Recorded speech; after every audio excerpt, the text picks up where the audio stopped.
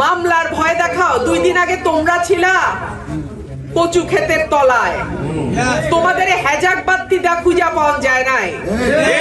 আজকে তোমরা আমার নেতা কর্মীকে মামলার ভয় দেখাও। এত বড় চর্বি হয়ে গেছে 15 মাসে যে আমার নেতা কর্মীদেরকে তোমরা হুমকি দাও।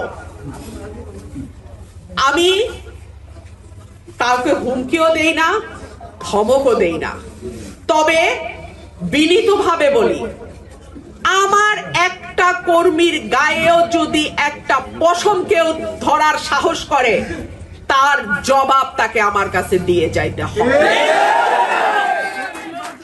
আপনারা অনেকেই জানেন আমি মধ্যরাত পর্যন্ত থানার বাইরে বৈশা থাইকা ওই ছেলেকে ছুটায় নিয়ে গেছিলাম।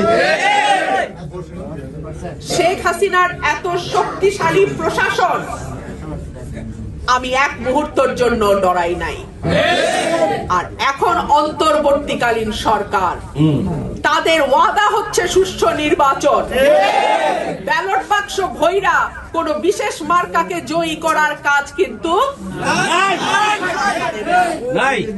সুতরাং এই সরকারের সময় কোন স্বতন্ত্র প্রার্থীর কর্মীর গায়ে একটা টোকা দেওয়ার আগে আমার মতন প্রার্থীকে জবাব দিয়ে যাইতে হবে ইনশাআল্লাহ।